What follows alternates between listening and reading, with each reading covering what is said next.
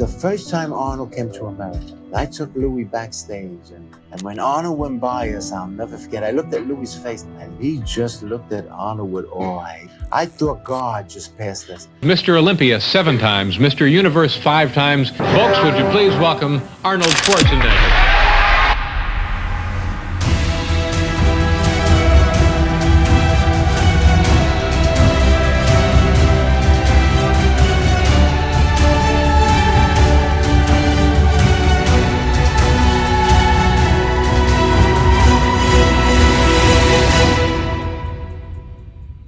When the conversation turns to the greatest bodybuilders of all time, the name Arnold Schwarzenegger rises above the rest. But beyond the trophies and fame lies a man whose legacy is as controversial as it is legendary. Standing at 6 feet 2 inches with a physique that redefined muscularity, Arnold didn't just win 7 Mr. Olympia titles, he changed the sport forever. He wasn't just a competitor, he became the face of bodybuilding itself. A larger-than-life figure who transformed a niche sport into a global phenomenon. But Arnold's rise to the top wasn't just about brute strength or perfect symmetry. It was about mind games and strategy. Behind the dazzling charm and his iconic victories was a man who manipulated the sport, the media, and even his own peers. This is the story of a young man from Austria who rose to conquer the bodybuilding world, only to become one of its most divisive figures. A champion to some, a villain to others. This is Arnold Schwarzenegger like you've never seen him before. Born on July 30, 1947, in the small Austrian village of Thal, Arnold Schwarzenegger grew up in a household ruled by discipline, hardship, and an unrelenting desire to escape. Growing up after the Second World War in 1947, I was born, and to grow up with no food, starvation and famine, and my mother going around what they call hamstering, which means begging at various different farmers for food, so she had food for the children. And I had a very tough father that was sometimes physical and smacked us around, and so I wanted to escape from that home. His father, Gustav, a former Nazi party member and the village's police chief, was a strict authoritarian, a heavy drinker. Gustav demanded absolute obedience, often enforcing it through harsh beatings, an upbringing all too common in post-war Austria. My father was a very complicated guy. He was a victim of the Second World War, meaning that he was dragged into the war, became a soldier, a Nazi officer. He was buried under rubble of buildings that collapsed on top of him for 3 days, and then he had back surgeries, and then he was shipped back home. So he was suffering from malaria, he was suffering from shrapnels moving around in his body. He was depressed, obviously, that they lost the war in the first place, so that must have had an impact on all these men, because everyone around me when I grew up was kind of drinking. And so people only drink when they're really unhappy. So there was a lot of drinking going on, a lot of violence going on, hitting the kids. But young Arnold was different. He wasn't going to be just another small-town boy following orders. He wanted more. By his early teens, that hunger turned into action. Waking up at 6 a.m. every morning, Arnold would fetch milk from a nearby farm before beginning intense physical training under his father's watchful eye. A former curling champion, Gustav believed in discipline through sports, and he expected his sons to maintain rigorous physical conditioning. Heard somewhere you mentioned your father made you earn your breakfast. And I was thinking, what does that feel like? We had to earn breakfast, like you said. We had to do push-ups and sit-ups and compete, knee bends and all this stuff, running around the house in order to be allowed to have breakfast. Academically, Arnold was an average student, but he stood out in one critical way: his relentless work ethic. His father wanted him to become a police officer. His mother hoped he'd attend business school, but Arnold had other plans that neither of them could have ever imagined. One day, he caught a glimpse of a bodybuilder on television. That moment changed everything. Reg Park I saw him in Hercules movies. So can you believe that this guy won Mr. Universe 3 times, and then he was discovered in Rome, in Cinecittà, and they saw him there and they said, "Oh my God, you are Hercules. Hercules, yeah. We're going to send you to acting classes and you're going to play Hercules." And then Steve Reeves did the same thing, who was another Mr. Universe from 1950. So both of them became Hercules. But I mean, I said to myself, if Reg Park could get in the movies, maybe when I go to America and I become the world's greatest bodybuilder, then they would ask me to go in the movies. Right then and there, Arnold knew he was going to be the greatest bodybuilder in the world, and beyond that, a global superstar. In 1950s Austria, bodybuilding was a joke. Those who lifted weights were mocked and dismissed as foolish. But Arnold Schwarzenegger didn't care. He had no interest in fitting in. He was chasing something bigger. At 15 years old, a simple decision would alter the course of his life forever. His soccer coach introduced him to weightlifting. And from the moment he stepped into the gym, Arnold was hooked. The iron called to him, and he answered with an obsession that would redefine not just his life, but the entire sport of bodybuilding. Arnold faced many struggles in finding the best training methods and exercises, but you don't have to, because now you're just one click away from kickstarting your fitness journey. Whether you're a beginner or an advanced athlete, Fitz is the only fitness app you'll ever need. With tailored workout programs, Fitz adapts to your fitness level. Choose your style: bodybuilding, strength training, powerlifting, or calisthenics. Whatever your goal, we've got you covered. No matter your level, no matter your goal, Fitz is built for you. Start your journey today. When I went to the gym, all of a sudden the guys were saying, "I can't believe this. You've been here for 3 months and you're bench pressing already 185 pounds. You know something? You have unbelievable talent. And look at your biceps, they're popping out already. And your calves, we should put you on a weightlifting club and then the weightlifting team, and you should become one of our lifters." And then all of a sudden, with the age of 16, I was already competing in weightlifting, and they took me from village to village. Within just 2 years, his relentless training transformed him. He wasn't just improving, he was dominating. But while Arnold was laser focused on his future, his parents were terrified. And my mother finally went to our house doctor, and she said, "You got to help me because there's something wrong with my son."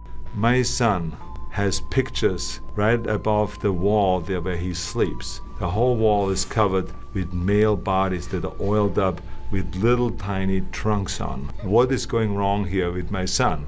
And finally the doctor, when he talked to me, he then calmed her down afterwards and says, "Look, I talked to your son. Your son is motivated. He takes this seriously." And he finally calmed her down that she got off my back, because, she was like bothering me with all this stuff. In 1965, Arnold's dreams of bodybuilding glory hit a major roadblock.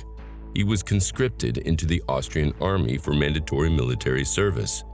Assigned as a tank driver, his days were filled with grueling drills and strict discipline. But then, an opportunity arose that he couldn't ignore. Arnold received an invitation to compete in the Mr. Europe Junior Bodybuilding competition in Germany. There was just one problem. The military refused to let him leave the base. For most soldiers, that would have been the end of the story. But Arnold wasn't like most soldiers. One night, driven by pure ambition, he scaled the barracks wall, crawled under a fence, and vanished into the night, armed with nothing but the clothes on his back and just enough money to reach Germany. Arnold arrived at the competition with no gear, no plan, just sheer determination. But once he stepped on stage, none of that mattered. His physique was extraordinary for his age, razor-sharp definition, near-perfect symmetry, and a commanding presence.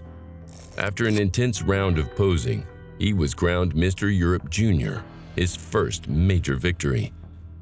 After completing his military service, Arnold's career was about to explode. He landed a job at a gym in Munich, Germany, giving him exactly what he needed: time to train, time to grow, and time to dominate. The man that actually discovered Arnold was a man by the name of Albert Busek. Now, Albert Busak first discovered Arnold Schwarzenegger back in 1965 at one of Arnold's very first competitions called the Best Built Man in Europe. Albert convinced Arnold to come work for him at his gym in Munich, Germany. And Munich was obviously a very big city at the time, so that was kind of Arnold's first step into moving into a bigger spotlight in a sense. In 1966, Arnold took on the Mr. Europe competition, this time in the senior division, facing off against the most elite bodybuilders in Europe. At just 19 years old, he didn't just win, he annihilated the competition. With arms measuring over 20 inches, his physique left the crowd in shock. Even the judges were in awe, so much so that they offered to pay for his trip to London to compete in the prestigious Mr. Universe competition. But then, Arnold made a costly mistake. Just a week after his Mr. Europe victory, he entered another competition, the Strongest Man in Europe. This event, run by a rival organization, changed everything. By competing, Arnold lost the support of the Mr. Europe judges, along with their financial backing for Mr. Universe. Suddenly, the golden opportunity he had been handed was ripped away. Now, he had to find his own way to London. After weeks of scraping together every penny, Arnold finally arrived at the 1966 Mr. Universe competition. Then all of a sudden I won the Junior Mr. Europe, and then I won the Mr. Europe, and then second Mr. Universe. So by that time, now I was 19 years old, I had over 20-inch arms. Everyone in London, when I arrived at the Mr. Universe contest, and I was 19 years old, they were standing outside the hotel and saying, "Oh, here he is, this is the guy." At 6 feet 1 inch and 236 pounds, he was an imposing force on stage, but not enough. He placed second behind Chester Yorton. The loss crushed him. Arnold expected to win. Instead of sulking, Arnold did what champions do. He got back to work. He returned to Munich angrier and more determined than ever. I was so hungry, so therefore every magazine that I could get a hold of, I bought. And then I had this whole library of magazines at home, old ones, newer ones, and old books on physical culture. And I read all this stuff and studied it carefully. And then I used my body kind of like as an experiment, because I would do a certain exercise, 40 reps, 40 times. So to know where will I be sore the next day, and then I would write it down, because I wouldn't believe just what the magazine says, because everyone needs a different training. So I followed Reg Park's training, who was the Mr. Universe 3 times. So I followed his routine, but I wanted to know exactly what works for me. So slowly but surely, I dissected the body kind of, and I figured out all of the exercises that I needed to do in order to be the best. Arnold wasn't going to let this loss define him.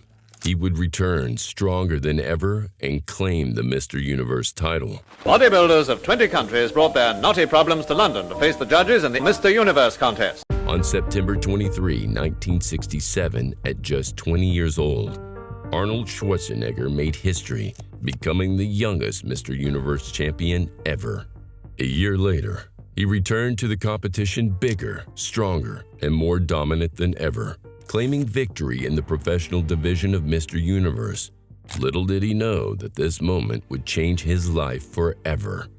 Shortly after his second Mr. Universe win, Arnold received a phone call that would reshape his future. On the line was Joe Weider, a legendary bodybuilding coach, publisher of Muscle Builder magazine, and the most powerful man in the sport. Weider had seen Arnold's potential and wanted to bring him to America.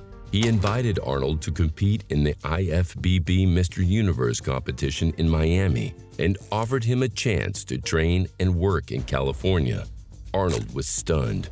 This was the dream he had envisioned since he was a boy in Austria. Without hesitation, he said yes.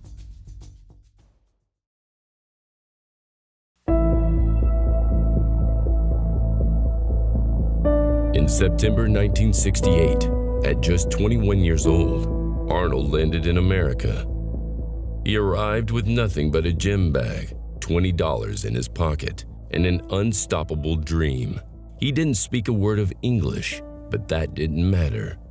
Settling into a small apartment in Venice Beach, Arnold began making a modest income from photos published in Joe Weider's magazines. But more importantly, he stepped into the legendary Gold's Gym in Los Angeles, the mecca of bodybuilding. It didn't take long for him to establish himself as the most dominant figure in the gym. After all, he was the future of bodybuilding. Arnold had arrived, and this was only the beginning.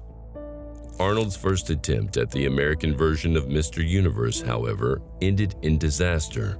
He was bested by the legendary Frank Zane, a reigning icon in the bodybuilding world at the time. I was absolutely convinced that I'm going to beat all the American bodybuilders, set me up as kind of like the new champion, become the greatest bodybuilder of all times. He was acting so arrogant and cocky like the winner, but he wasn't in shape because it was all about being big and, size with him. When they announced the 4th place, 3rd place, and the 2nd place, Arnold Schwarzenegger. I once was considered like the unbeatable guy, and now all of a sudden, Frank Zane won. I think he was just used to winning all the time. Landing in this country the first time, getting defeated by, as his words, a chicken with 17-inch arms. And my reply to that is, at least this chicken was very muscular and you weren't. I was so devastated. I was lying there in the middle of the night in bed, in this hotel room, and I thought the world is coming to an end. Weider had just moved to California too, and he wasn't offering scholarships for anybody except Arnold. So he only offered a contract to Arnold, even though he lost the universe to you. Yeah. I remember standing on stage, and he's holding my hand up as the winner, and he said, "Oh, Frank, what do you think about Arnold? Isn't he great what potential he has? I'm going to fly him to California and build him up and make him into a real champion." I said, "Hey, Joe, I just beat him for Mr. Universe. What about me?" Never one to shy away from challenges, Arnold set his sights on the 1969 Mr. Olympia contest.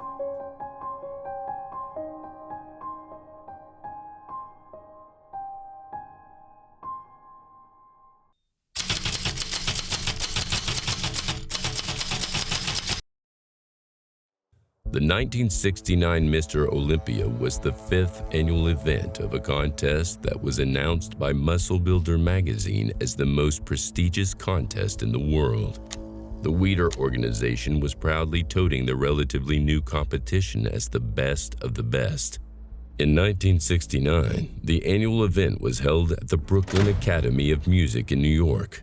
1 year earlier, the reigning Mr. Olympia, Sergio Oliva, was disappointed to discover that no other competitors had dared to show up in New York to challenge him for the title. In 1969, however, the scenario was undoubtedly different.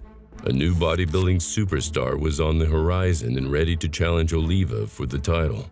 Arnold Schwarzenegger, the young and cocky bodybuilding phenomenon, was plastered all over the Weider magazines during the last 12 months and promoted as the future of bodybuilding.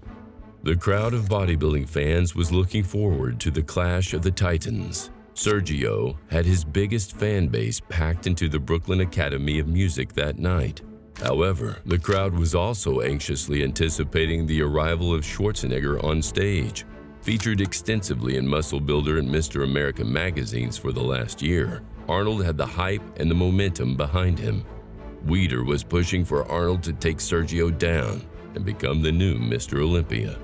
The Mr. Olympia only featured 2 competitors in 1969, Sergio Oliva and Arnold Schwarzenegger. Sergio stepped on stage first. His freakish proportions put his head and shoulders above the competition. The New York audience shouted encouragement to their hero as Sergio went through his posing routine, displaying the best physique on the planet. Arnold Schwarzenegger stepped on stage next to a resounding ovation. However, this was not the same bulky and pale bodybuilder that had lost the title to someone 50 pounds lighter than him 1 year earlier. The new version of Arnold was impressive, having spent the last 12 months training and refining his massive physique. Now, he was at least 15 pounds lighter, displaying a hard, ripped, and tan physique that was the closest thing to unbeatable that night.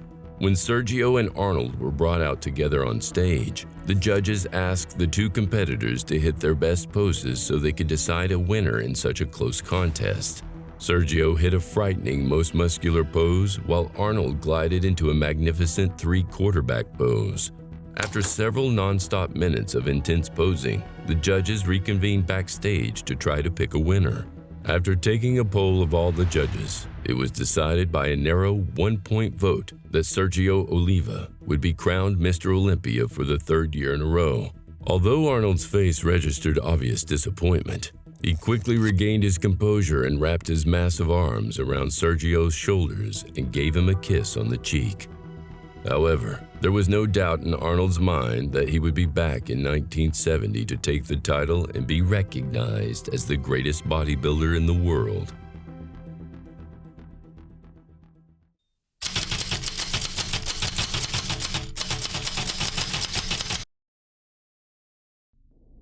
The 1970 IFBB Mr. Olympia, Mr. America, and Mr. World contest were held on October 3, 1970 at Town Hall in New York City. The crowd was screaming for both Sergio and Arnold to come on stage. This was the true battle of the giants, the myth versus the Austrian oak. Reg Lewis, 1963 IFBB Mr. America, also decided to enter the Mr. Olympia that year. Reg displayed the more symmetrical and polished physique that was popular a decade earlier. While Reg was posing in front of the sold-out auditorium at Town Hall, the real contest was taking place in the warm-up room. Sergio and Arnold got into a heated argument on who would pose last. Sergio taunted Arnold, telling him that he was a nobody while Sergio was still the reigning Mr. Olympia. Interestingly, Arnold had defeated Sergio just 2 weeks earlier at the AAU Mr. World contest in Columbus, Ohio. Despite this, Arnold dropped the argument and allowed Sergio to pose last. Sergio was big, but he was too smooth, but he was really big. Arnold was really at his best that year compared to 69. You know, he was bigger, he was more cut. And then he had just beaten Sergio in Columbus, Ohio, like 2 weeks earlier. The story was that he told Sergio, they all went out to dinner afterwards, and Sergio was shocked that Arnold beat him because he had beaten him the year before. So then Sergio said, "I can't believe you beat me, Arnold." And Arnold said, "Sergio, if you would have been just a little bigger, I wouldn't be able to touch you." So then Sergio goes home to Chicago and eats for the next 2 weeks and gets bigger, but he gets fatter. When Arnold stepped on stage, the improvements from a year ago were immediately evident. Arnold was bigger than last year, but still in great shape with detailed definition and separation. His posing was superb, with each pose perfectly executed. His routine was strong and powerful, with such iconic poses as his front double biceps, side chest, and 3-quarterback pose, all looking spectacular. When Arnold left the stage, even the most fierce Oliva supporters were cheering for him. Sergio took his time stepping on stage. As the reigning king of bodybuilding, Sergio milked the audience for all the applause he could before finally making his entrance. Bigger than ever before, it was clearly evident that Sergio had sacrificed quality for quantity. He was still displaying his magnificent shape with his tiny waist offset by his huge chest and arms and his massive thighs. However, the magnificence of Oliva's physique was overshadowed by excess fat and oil. The sharp details and hard lines that had made Sergio a physical phenomenon from 1967 to 1969 were no longer present. The crowd still greeted Sergio with thunderous applause. They jumped out of their chairs when Oliva raised those incredible arms for a front double biceps.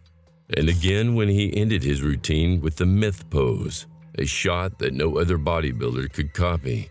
Sergio raised his arms straight overhead, drawing attention to his incredible V-shape, tiny waist, and massive thighs. Finally, all 3 Mr. Olympia competitors were brought on stage for the final pose down. Reg Lewis stood off to the side while Arnold and Sergio battled it out for the title. Arnold hit his front double biceps pose while Sergio brought the house down with the famous Oliva Most Muscular. Put a little trick on him. We were doing pose-off after pose-off, and then I said to him, "I think it's enough. I think that they must know by now who is going to be the winner." And he says, "You're right." And then he walked off. And I pointed at him like he's giving up. So it was like kind of a psychological little trick that kind of closed the deal once and for all. The trick worked. Arnold looked like the hungry champion, and Sergio appeared to be the defeated loser. The pose down eventually came to an end, and the audience waited in anticipation as the judges calculated the final scores. Finally, promoter Bud Parker approached the microphone and announced the winner of the 1970 Mr. Olympia.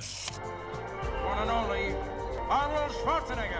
The crowd of former Oliva supporters cheered the decision as a happy Arnold stepped on stage with Joe Weider. Weider held a beautiful silver plate with a cash prize of $1,000 on top. Arnold Schwarzenegger was now the king of bodybuilding at only 23 years of age.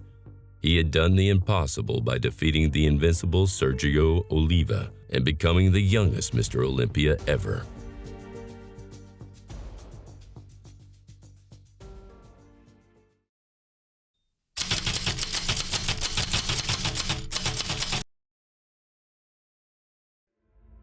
In 1971, the Mr. Olympia contest was held in France, marking the first time the event took place in Europe.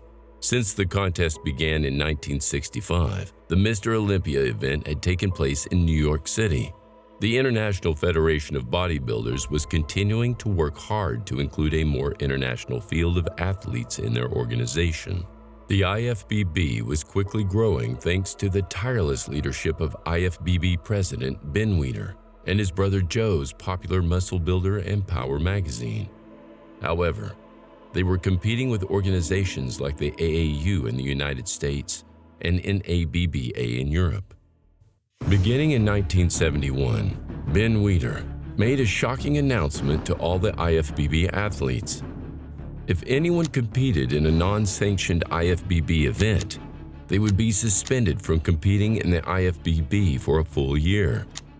On September 24, 1971, the Mr. Olympia prejudging began at 2 p.m. Several contestants who arrived early to register for the contest were disheartened to learn about the new rule when entering non-sanctioned IFBB events. Due to this rule, they would not be allowed to compete this year. Among those athletes was Sergio Oliva, who had competed in the NABBA Mr. Universe contest in London just 1 week earlier, where he lost to the legendary Bill Pearl. Other notable athletes who were banned from competing in the Mr. Olympia contest in Paris included Frank Zane, Ken Waller, Roy Callender, and Franco Columbu. Just a petty thing on the part of the IFBB. They have, over the years, shown that they're not really the idea that they're trying to really promote bodybuilding and increase its popularity. It doesn't jive with their record. That example of not letting professionals compete because they competed in another federation, which was ridiculous. Plus, later on, there was a Chicago Pro Show where they didn't sell enough tickets, and the promoter had already paid the IFBB a sanction fee. I don't remember what it was, but it was pretty considerable. And so this guy, the promoter, appealed to Ben Weider for help. He says, "Could you, help us put on the show? We don't have enough money." And Ben Weider turned him down flat. And I learned of this because I ran into some of the guys who were supposed to compete, or called these other guys, and they were furious about it. They literally had the rug pulled out at the last minute. And I never forgot that. I said, what a petty thing. They could take the money from the promoters, but they won't give anything back at all. Horrible. Yeah. I'll say this publicly now. I don't care. Joe Weider's gone. I'm not aligned with any magazine. I'll say it like it is. The IFBB treated the bodybuilder like crap. With all the other contenders banned from the contest, the only highlight of the evening was the posing routine of the reigning Mr. Olympia, Arnold Schwarzenegger. He had prepared for this contest with the intensity and dedication required for a rematch with Sergio. He never thought that he would be unopposed at the 1971 Mr. Olympia. The physique that Arnold presented to the judges and the audience in Paris was nothing but spectacular. Weighing nearly 250 pounds, Arnold was massive. His 22-inch arms and broad chest were incredible to see. Even his legs, which were once criticized, looked amazing, bigger and more defined than ever.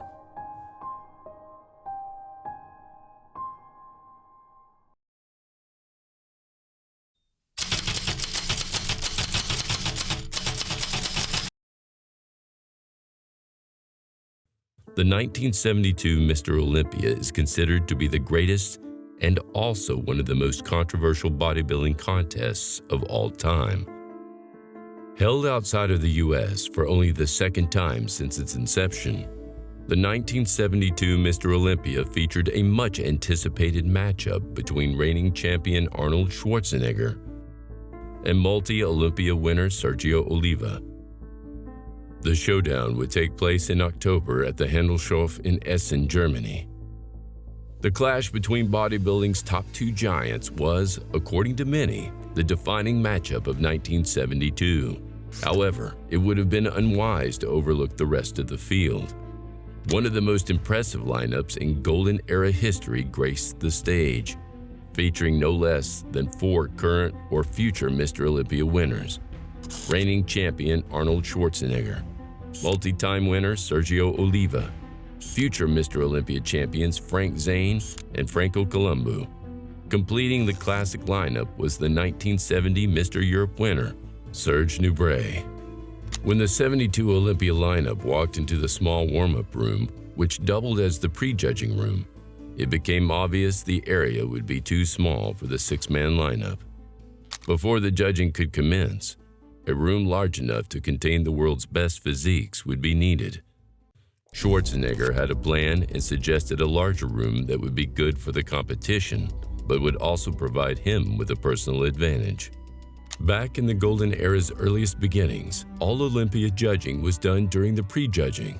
Posing routines and any additional comparisons would be exclusively for the benefit of the audience. As expected, Arnold and Sergio towered over the rest of the competition. To the trained eye, Sergio appeared to have a clear advantage with his superior muscle size and naturally impressive physique. Arnold, being Arnold, used his intelligence to outsmart Oliva. As Schwarzenegger later admitted, the room he had specifically requested earlier featured a black backdrop. A room with a darker backdrop would showcase his skin tone better and allow Oliva's to blend into the background. Arnold also appeared to stand closer to the front of the stage, thus conveying an illusion of greater size. The optical advantages Arnold had manipulated made a huge difference. Sergio placed second, while Arnold took his 3rd Olympia crown, much to the collective dismay of those in attendance. Bodybuilding historians and seasoned Golden Era competitors almost unanimously agree that Sergio Oliva should have won in Essen. Again, I hate to talk about a contest that I wasn't at, but judging by the many photos I've seen and the eyewitness accounts of people that did compete, other than Franco, all of, like Frank saying, all the other guys told me that Sergio was a clear winner that night. It's a shame. You know, he should have won that Mr. Olympia. We went to Essen, Germany to compete in my first Mr. Olympia. I mean, it was Arnold's contest in Essen, Germany. He didn't deserve it. Sergio should have won. Oh, yeah, he was in great shape. But Arnold was a month out. He was a month away. But, you know, they gave it to him because it was in Germany. Arnold's fellow competitors Zane, Columbu, and Nubret would continue to carve out successful bodybuilding careers of their own, except for Oliva, who promptly retired after the event, confident that he would win in 72, and feeling dejected following the controversial outcome. The myth quit the IFBB. Arnold's friend, the guy who ran the German version of Muscle and Fitness, I can't remember his name. Albert Busek? Busek. There was rumors that he kind of handpicked the judges to ensure that Arnold would win that contest. You look at the photos of how it turned out, there's credibility to that. Even if you don't know a lot about bodybuilding, when you compare, I mean, not that Arnold looked bad, he looked great, but it just happens to be that year, Sergio was at the peak best condition ever. And Sergio at that condition was almost just about unbeatable. If Busek handpicked the judges to ensure Arnold win, well, that explains everything right there. But Arnold admitted that he was off. He said he was a couple pounds off. He said, if I would have been a judge, I would have picked Sergio. But he said the reason why he won was he said it was European judges and the Europeans like a bigger guy. And he said, I'm bigger than Sergio because I'm taller and just way more. And he said, so I can understand why I won because they look for a certain type. But he goes, I wasn't at my best. I was a couple pounds off. And he goes, if I would have been a judge, I would have picked Sergio.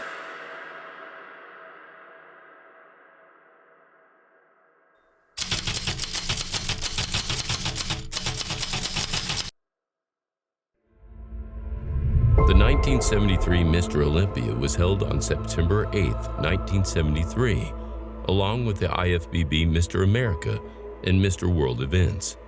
The 1973 Mr. Olympia was a historic event. This was the main competition that was featured in the book Pumping Iron, released by Simon & Schuster in 1974. Now in its 9th year, the Olympia was still struggling to grow in the number of competitors. Only overall winners of either the Mr. World or the Mr. Universe were eligible to compete in the Mr. Olympia, so it truly was an elite group. The first competitor on stage was the great Serge Nubret from France. Serge displayed a thick but extremely aesthetic physique. His tiny waist combined with his massive pecs, shoulders, and arms transformed his front poses into artistic masterpieces. Franco Columbu bounded on stage to the roar of the packed New York audience. Franco had made his mark in bodybuilding over the last 5 years since moving to America from Italy, courtesy of Joe Weider. Now it was time for the king. Arnold Schwarzenegger slowly walked on stage to the roar of the bodybuilding-crazed crowd. This was the guy they had waited hours to see. Arnold stood on stage, facing the audience, and he casually flexed his incredible calves for the benefit of the audience. Arnold had injured his knee just 1 year ago. He wanted to prove to the judges and the crowd that he had fully recovered and was better than ever. Opening up his body to an incredible front double biceps pose, the audience erupted into chaos. For the next few minutes, Arnold hit one trademark pose after another with perfect precision and grace. After his close and controversial call over Sergio in 1972, Arnold was in the best condition of his life for the 1973 Mr. Olympia. His physique was so refined and sculpted, it bordered on perfection. Arnold was big, thick, ripped, and totally aesthetic. He was the epitome of what Mr. Olympia represented in 1973, the most perfectly developed male physique. Arnold accepted his trophy on stage from his longtime girlfriend, Barbara Outland. Franco took second place, followed by Serge Nubret in third. This was Arnold Schwarzenegger's 4th consecutive Mr. Olympia, and he was now indisputably the king of bodybuilding. What made this victory even more special was that it was captured by the team of Gaines and Butler, forever immortalizing it in the iconic book, Pumping Iron.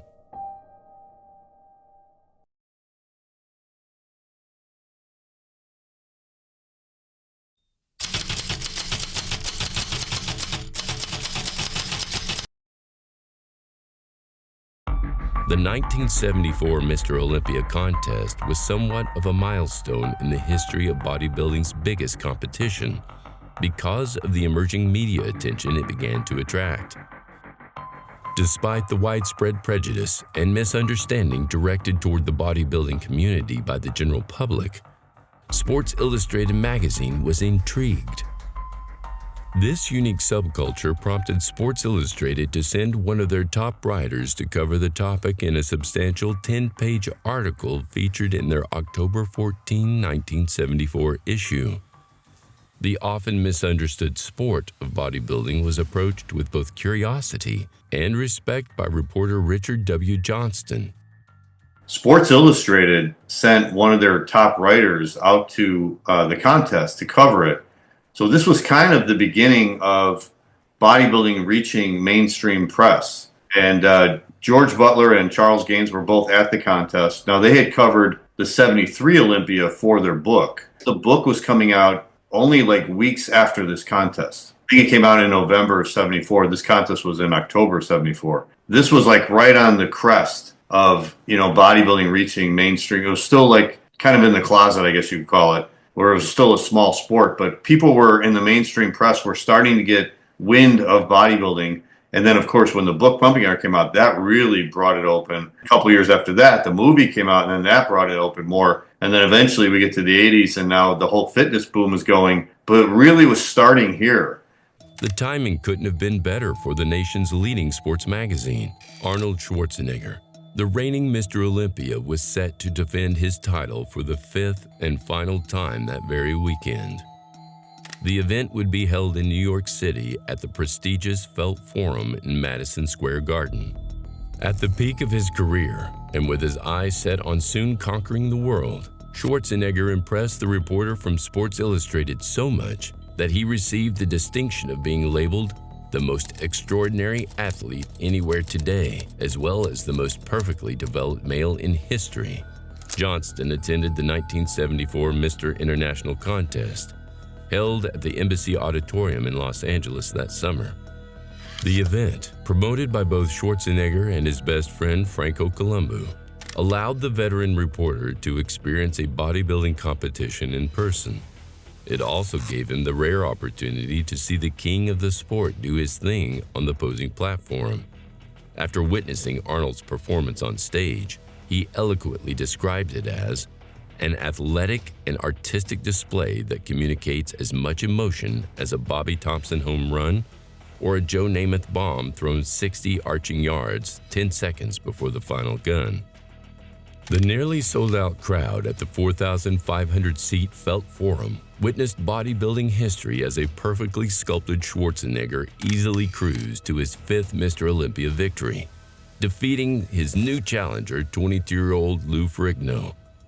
Ferrigno, already a 2-time Mr. Universe winner, was hailed as the sport's next big thing in recent issues of Joe Weider's Muscle Builder and Power magazine. At 6 feet 5 inches and weighing 260 pounds, they expected Big Louie to give Schwarzenegger the challenge previously presented by former champ Sergio Oliva. Unfortunately, Lou had over-dieted for the 1974 Mr. Olympia and did not present the dominating mass shown by the confident Schwarzenegger. Only 6 days earlier, a ripped and massive Ferrigno had easily dominated the competition to win his 2nd consecutive Mr. Universe title in Verona, Italy.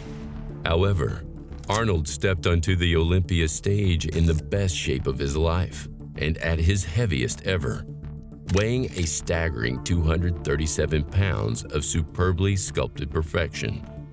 In the end, he and Lou faced off in a pose-down before a roaring crowd of passionate bodybuilding fans.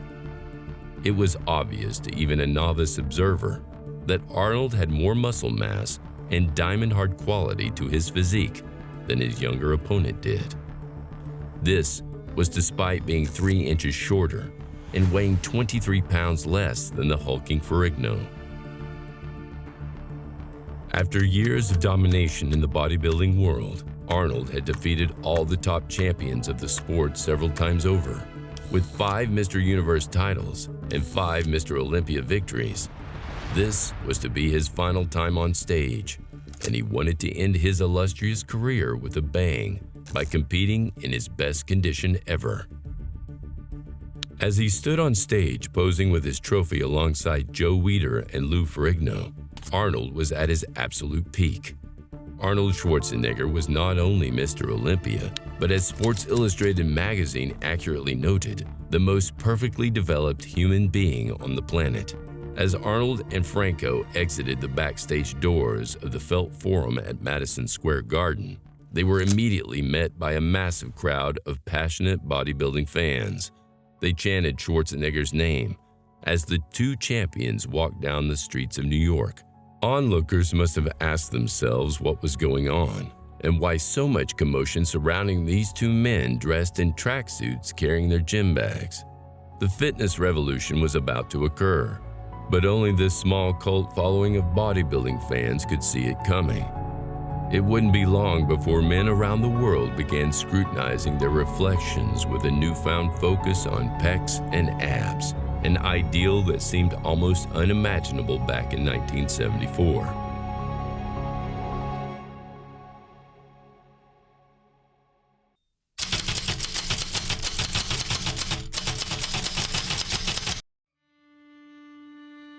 Ten years ago, the Mr. Olympia began at the small Brooklyn Academy of Music in New York City. One of the first surprises in store in 1975 was a change in venue, with the contest being held in Pretoria, South Africa. This was an exciting change, proving the international reach that the IFBB had achieved in the last decade. Both the IFBB, Mr. Universe, and the prestigious Mr. Olympia contests were held the same night. However, that's not the final surprise in store for competitors and fans. The 1975 Mr. Olympia would prove to be an historical event for another reason. Director George Butler was using the 1975 Mr. Universe and Mr. Olympia competitions as the focal point of his new documentary about bodybuilding. George called his new film Pumping Iron. He decided on the same title as the best-selling book published only 1 year earlier with his partner, Charles Gaines. Little did anyone know that the movie Pumping Iron would go on to be a classic film that defined the sport of bodybuilding for decades to come. The 1975 Mr. Olympia was also historic as the biggest competition in the 10 years since it began. Maybe due to the rumor that the reigning champ, Arnold Schwarzenegger, would not compete due to his emerging film career. More competitors showed up to try their hand at winning the biggest title in bodybuilding than ever before. Continuing the new rule from the year before, the 1975 Mr. Olympia would be held in 2 weight divisions, under 200-pound class and over 200-pound class. In the under 200-pound division, a total of 6 competitors entered the class. In the over 200-pound class, 3 competitors signed up to compete. This was a big increase over the last 2 years. The highly anticipated Mr. Olympia event was about to begin, and both the judges and fans got their money's worth, witnessing world-class physiques on stage that night. In the under 200-pound division, Franco Columbu competed in the best shape of his life.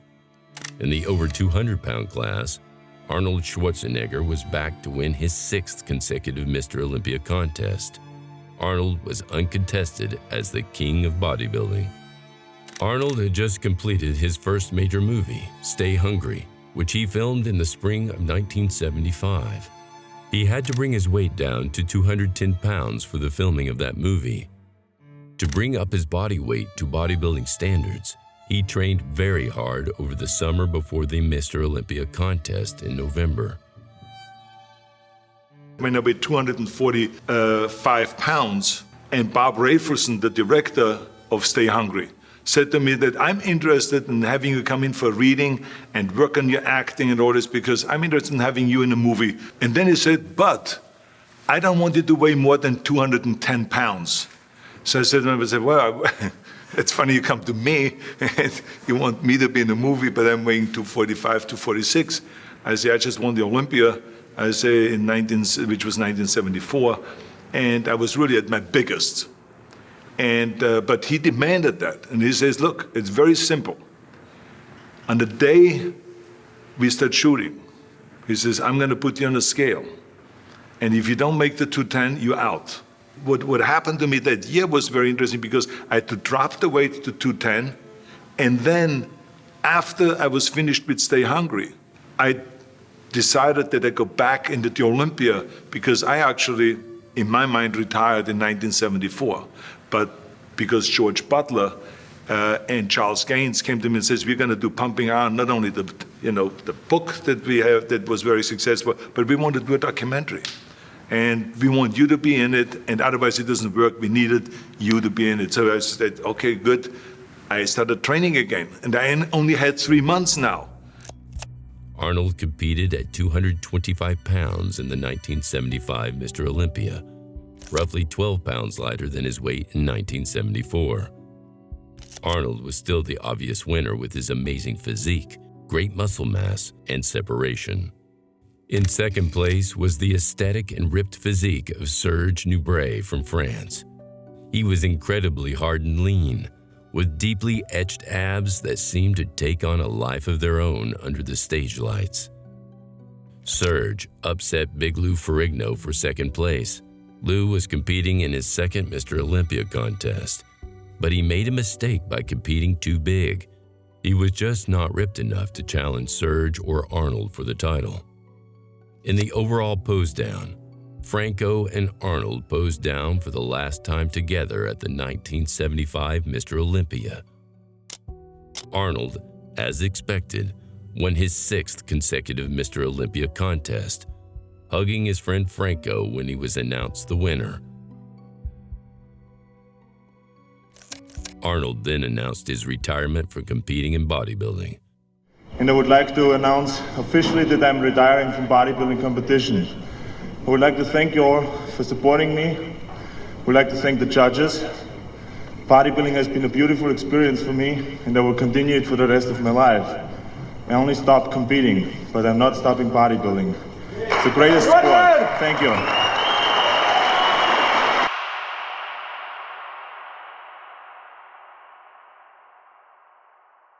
Between 1975 and 1980, Arnold focused on expanding his personal brand.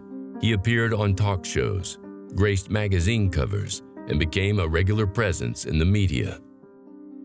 He would go on these talk shows and he would explain what bodybuilding is, and he would make it more, palatable, I guess, for the general public, where people could, I understand it more now, I get it. Where before it was thought of as this really weirdo sport, nobody would even look at it. And Arnold made it kind of cool and kind of, hip and all that. And then it became like cool to work out. And then everybody started getting into that. I remember being in high school, confident. Is this always what you wanted to do after bodybuilding? It wasn't clear when I was a kid what I wanted to do, but I knew that bodybuilding was a means to an end, and it would open up a lot of doors and opportunities. So did you ever consider secretarial work? I did. But my typing wasn't that good. Typing wasn't good. Now, you mentioned you're trying to, did you say lose your accent or what? No, it's just that you always have to work on it to be totally understandable out there. Well, you don't want to lose it, though, do you? No, it's not important to lose it. I think that some people think it's attractive. Other people think it's very sexy, which I don't blame them for saying so. I think it has a lot. I used to do bench press with over 500 pounds and squats, the kind of training that you do right now, basically. I couldn't believe the way you broke this jacket. Thank you very much. That was too much. She's a lovely woman. She's wonderful. She's the best thing that ever happened in my life. Now, how does the rest of the Kennedy family feel about you? Not that you aren't a great guy, but... I mean, how did you know what I mean? It's the best thing that ever happened to the family.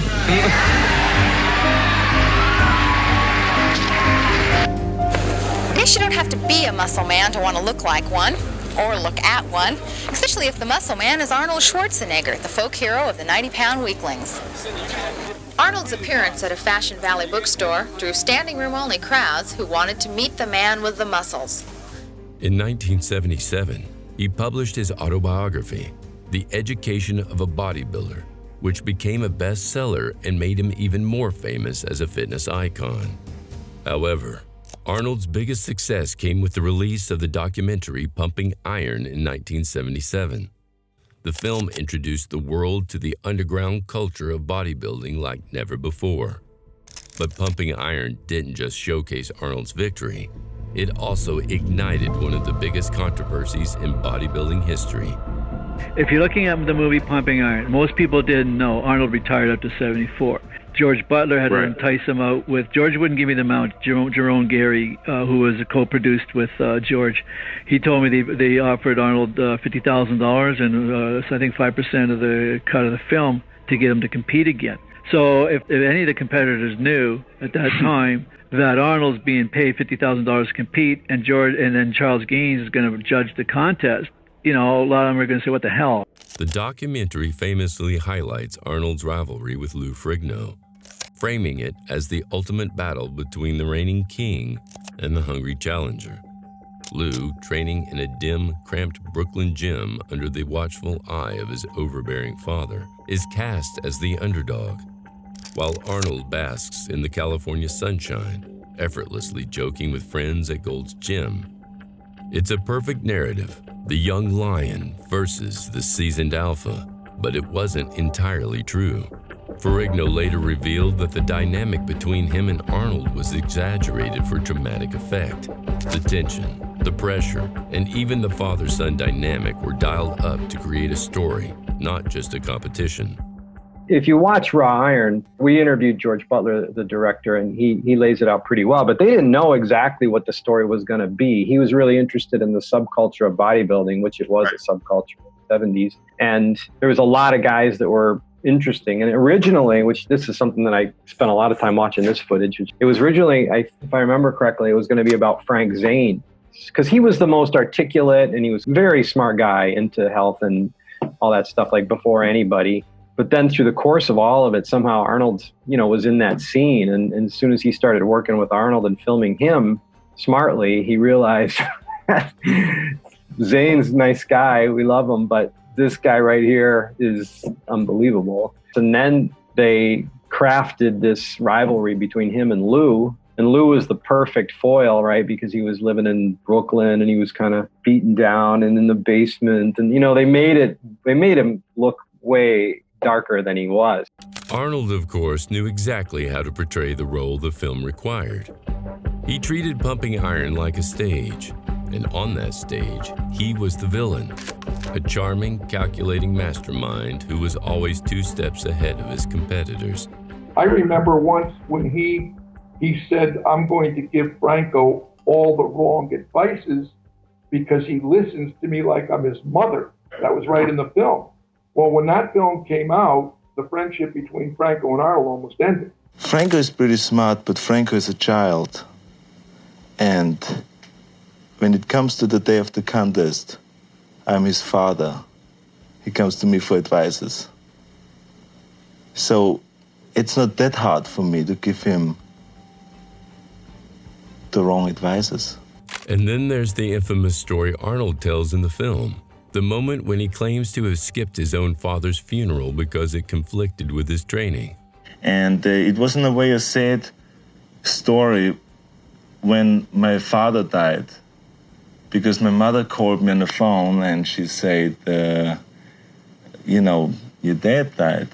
And this was exactly 2 months before a contest. She says, do you come home to the funeral? I said, no. It's too late, he's dead, there's nothing to be done. Then we wanted to sell the idea of how cold I am really, and how I have no emotions. For instance, now I took a story that I actually heard in France. One bodybuilder one time tell me, 4 years before, a story about how he never went home to his father's funeral. So I stole that story, and I said, I have to say that story. People will be shocked. People will be writing about it when this movie comes out. And that's how you get, of course, headlines and all those kind of things. And people will write about the movie. That's how we sell the tickets. And I said, as a matter of fact, my father died one year, just before competition. And my mother called me and they said, are you going to come home to the funeral? And I said to her, why? He's dead already. So I acted really totally cold, and people, it really worked. People were shocked about this. Some of them were appalled by this. And so, of course, since then, I've been getting those questions. Is this true? Is this not true? I mean, did your father really happen? The reality of it is that it never happened. My father never died before any competition. He died 3 months after a competition in 1972, and I saw him just shortly before he died. The climax of the film, the 1975 Mr. Olympia competition, further fueled the controversy. Arnold's victory, his 6th consecutive win, was presented in the film as a foregone conclusion. Lou Ferrigno, though young and inexperienced, was portrayed as the ultimate threat to Arnold. As time went on, and I saw that Lou Ferrigno could not be what was in the original intention to make him the villain. He was a big guy, but he did not have the kind of a presence that would make him look like an evil guy that wants to come and destroy me. So slowly we changed the whole thing and actually made him the victim, and made me the guy that pulls the tricks on him and that wipes out the competition year after year. And there was no reason to do a psych-out job on him, because I felt 100% that I'm going to win the competition, because he was just not there at this level yet of competing. He was not ready yet to win the competition, so therefore there was no reason to psych him out. But we wanted to play it that he's really dangerous. He could wipe me out. He's huge. He's gigantic. After Pumping Iron was released and insiders began discussing the event, it became clear that Arnold's greatest rival had been none other than Serge Nubret. This contest, I was in very, very good shape 12 days before. And when they saw me, the day after, they told me, you cannot compete. They did not tell me why. So I stopped training, I stopped dieting for 12 days. I lost 12 pounds. And then the day before the pre-judging, they told me, okay, Serge, you can compete. Ben's rendition is that he told Serge a couple weeks ago he can't compete because he was involved in these films. Ben's rendition doesn't make any sense. Now, the other side, Serge Dubray's side, and there's another person I spoke to who wanted to remain anonymous. Serge told them that Ben approached Serge and asked him to drop out because if he dropped out, he would make sure he got all the fairness and all the promotion for next year's Olympia. In fact, it almost guaranteed him a win. If you looked that good 12 days before, why did you change anything? Why lose 12 pounds? No, because I was so annoyed about what they said, you know? You know, when you have been training for 3 months for the contest and you come to the country, they tell you cannot compete. I stopped eating. I stopped training. I could not eat for 12 days. And I never went to the gym. I went to the gym only the first day when I arrived in South Africa. I never went to the gym again. The day of the contest, Arnold was better than me. But 12 days before, no way. I was 212 and Arnold was 220. I was ripped. And you know, after 12 days not dieting and not training, how many muscle you lost, right? So when I went to the contest, I was 200 pounds. So Arnold beat me. But 12 days before, no way. He could not beat me. Serge, so let me ask you this. You would go on to take second place to Arnold. Allegedly, as the story goes, you wouldn't sign the release for them to use more footage of you in pumping iron. Is that true? Yeah. They come to Paris to shoot me, to show me how I train. They come to the gym. My wife was waiting, my daughter, Karine, and then everything was perfect. Okay? So they shoot everything. And, you know, before that, I did about 15 movies before, big screen movie. And then they wrote me a letter to say, okay, Mr. Nubray, your part is very good, you know. We don't have a lot of money. We can give you $200, okay? If they would tell me, we don't have money, we cannot pay you, you know, that won't be an insult. That would be, say, okay, no problem, okay? But offer me $200, that was really an insult for me. And I said, no, I don't want that. This is why they cut all the thing about me. And they said, the last entry, Serge Nubray, but they come to Paris 1 month before to film me. So they knew I was going to compete. Even beyond the competitions, pumping iron blurred the line between documentary and performance. Director George Butler later admitted to employing several controversial tactics, such as staging scenes and even eliminating competitors to make the film more engaging. The most shocking being his request to remove Danny Padilla from the Mr. Universe competition just 1 day before the show.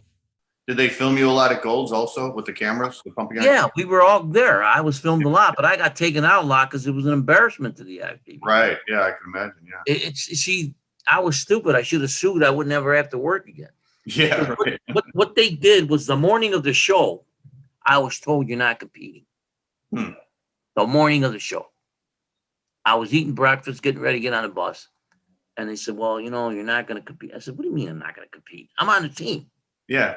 And nobody would explain it to me. So I went to Oscar State.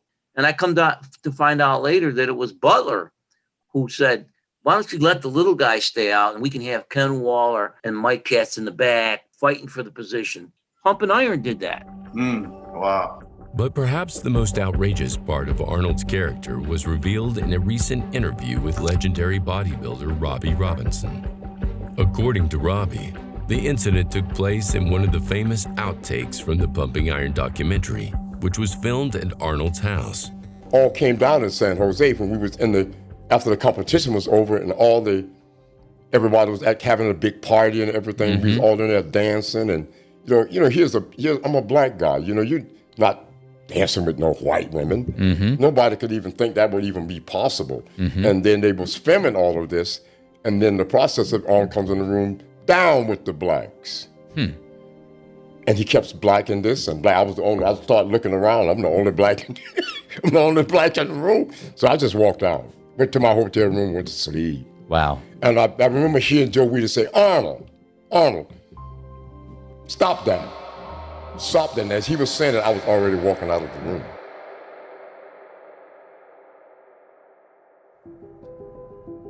Arnold made his acting debut in 1970 with the film Hercules in New York. However, due to his thick Austrian accent and long, unfamiliar name, he was credited as Arnold Strong. At the time, Hollywood producers were hesitant to cast him because of his accent and difficult-to-pronounce surname. But Arnold's goals were crystal clear. He wanted to become the highest-paid actor in the world. In 1974, Arnold had begun taking acting lessons and threw himself passionately into this new pursuit. His hard work paid off when he landed a role in the film Stay Hungry, which earned him a Golden Globe for Best New Actor. For a kid from a small Austrian village, it was an incredible achievement.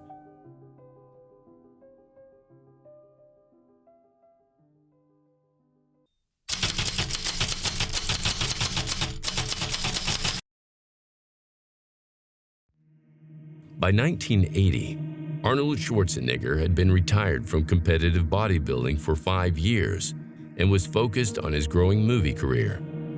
Everyone believed he had moved on from bodybuilding, or so it seemed.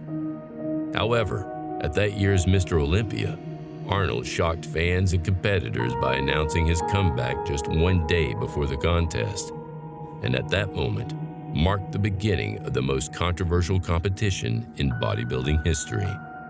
The reactions were mixed. Competitor Mike Menzer was furious, while other athletes like Frank Zane and Boyer Coe expressed pity that Arnold was going to return, lose, and tarnish his legacy. On the night of the show, many were shocked of Arnold's conditioning. The Austrian oak failed to compare to a new generation of stars. His physique, while still impressive, lacked the sharpness and definition. His midsection appeared softer than usual, and his legs were extremely underdeveloped. Did you know that Arnold was getting ready for that show, or was that just a big surprise to everybody on the day of the contest? I knew it, but I wasn't threatened by it because and especially when I saw him, he was nervous. Yeah. Had a lot to lose. And I was around Arnold when he was doing his prep at World Gym. I saw him daily and I was really, wow, Arnold was really coming in strong. He was looking he looked better 1 month before the show. I saw him and I'm like, oh wow. Wait, so he knew he was doing the show a month, because from what I read in the articles, he decided to do a show like the 2 days before. He didn't announce it, but I knew that. And I looked at him, I said, wow, there's no way he wants to look this good.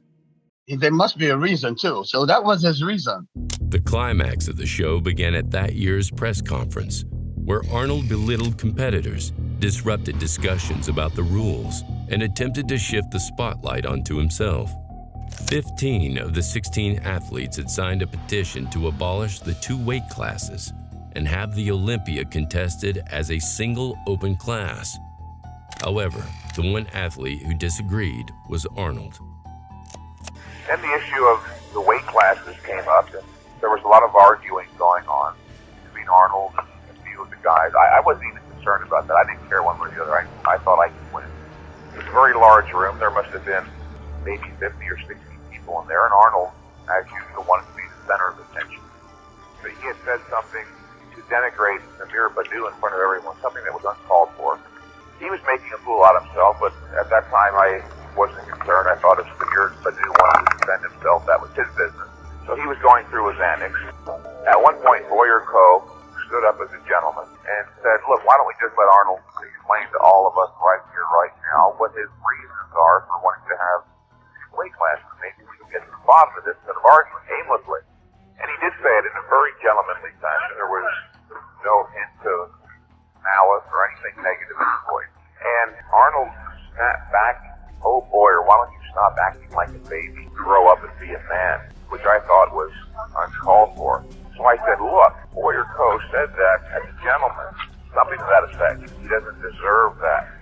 And that pissed him off. He turned around very rapidly to face me, and he literally had his upper lip was furled around he was snarling like an animal. He said, oh, come on, Menzer, we all know that you lost last year because of your big belly. I allowed that to irritate me perhaps too much, and on impulse, I ran over towards him. I was surprised.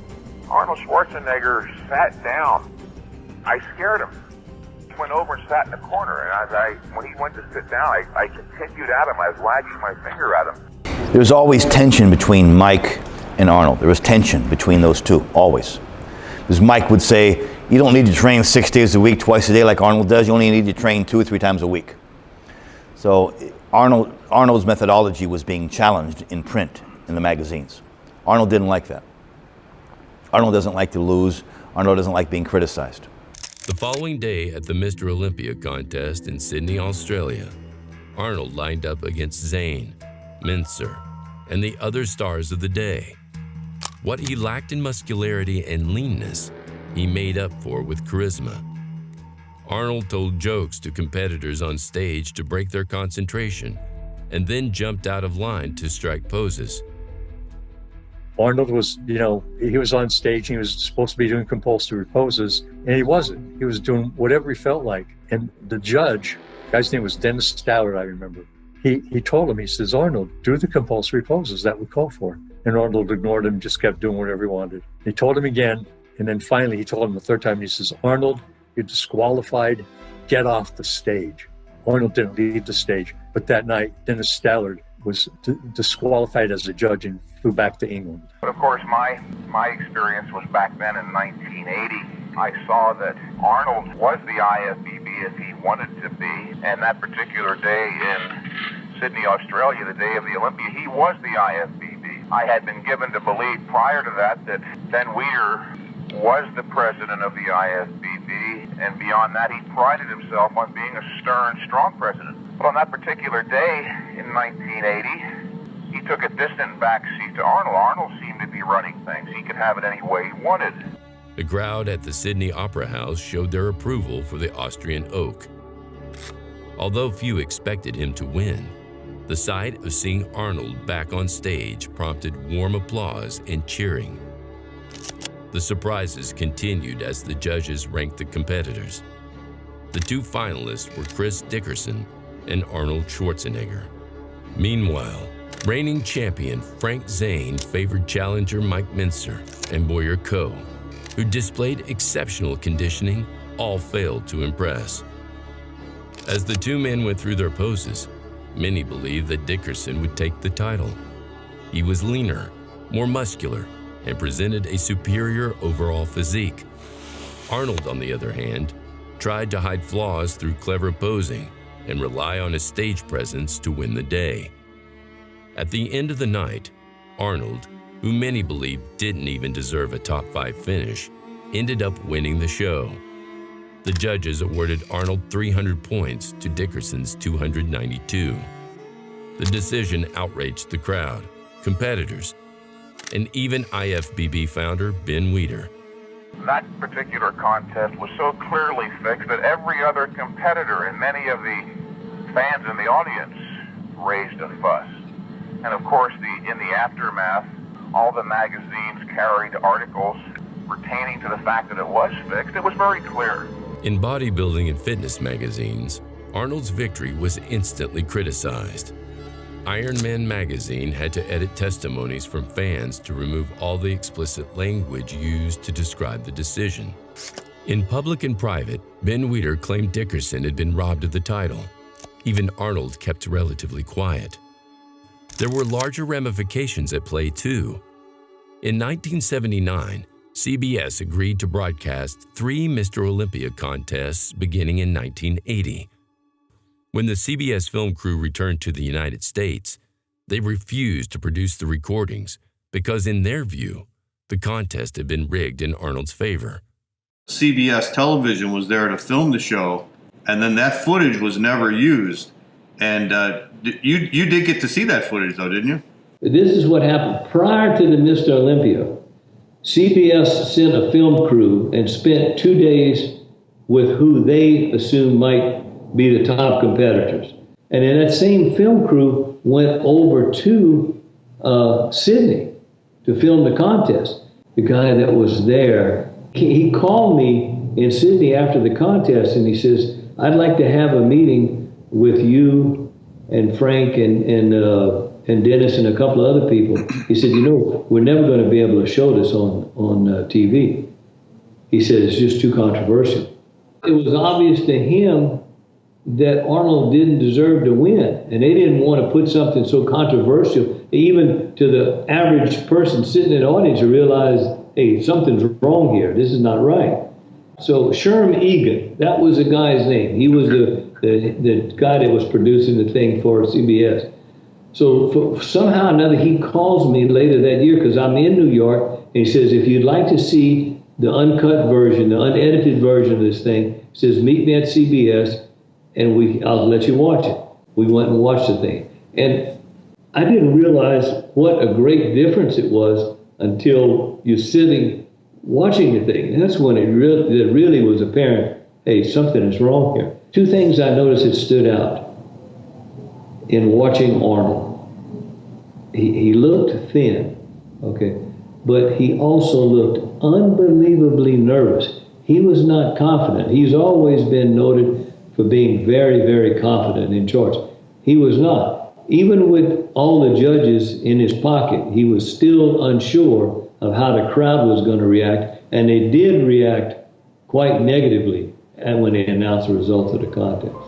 CBS's relationship with the Olympia show disappeared. The decision also hurt competitor relations. Immediately after the contest, Mintzer retired from bodybuilding.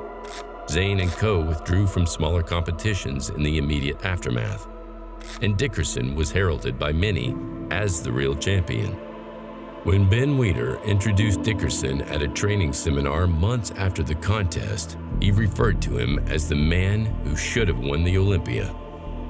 The Australian Association presented me with the winner's trophy. They came over on Qantas Airlines and met me at Gold's Gym and said, Chris Dickerson, Mr. Olympia 1980. Never talked about that because I respect Arnold and he was the official Mr. Olympia. Of the 7 Olympia judges, 4 were arguably predisposed towards Arnold, owing largely to personal considerations. Some, like former bodybuilder Reg Park, were Arnold's close friends. Others, like Albert Buzik, helped Arnold break into American bodybuilding in the 1960s. Even the contest organizer, Paul Graham, was Arnold's close friend. And I get sick and tired of hearing people bring up the idea that, well, bodybuilding is subjective. So who are you to say that contests are fixed? That is not true. Anything that exists in reality can be viewed, judged objectively. There are objective criteria for judging bodybuilders. It's interesting, at the 1980 Olympia, the only people who saw Arnold as the winner were the 7 judges and his closest friends. None of the other competitors saw him as the winner. None of the audience, or very few, only those that were his friends. This put others at a disadvantage, including Chris Dickerson, whose own mentor, Bill Pearl, had excused himself from judging owing to his friendship with Chris. John Fair suggests that Arnold's charisma likely played a significant role in his 1980 victory. This same charisma also explains why few people question his 7 Mr. Olympia titles. However, a combination of his legacy, favorable judging policies, and experience contributed to his controversial win in 1980. It remains one of the most debated and contested victories in bodybuilding history.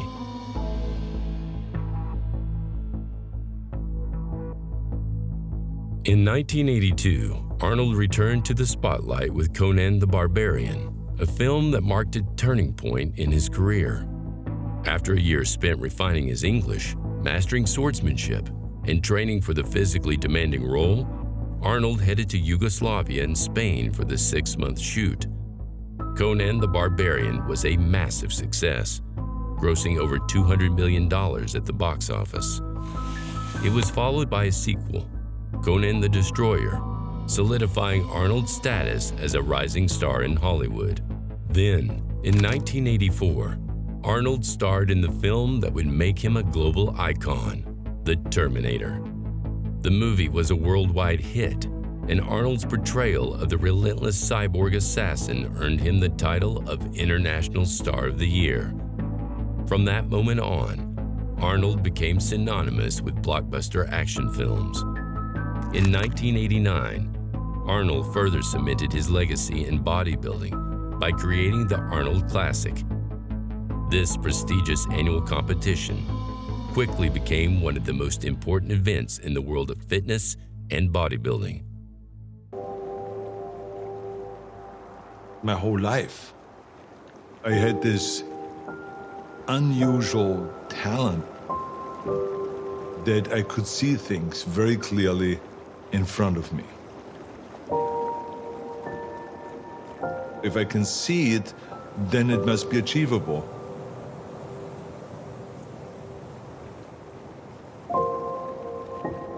The idea was to sculpt the body to your will, but it also can be used to shape your mind. To do the things that everyone calls impossible. And that gives you the will and no doubt that you could make your visions not only become a reality, but go beyond your dreams.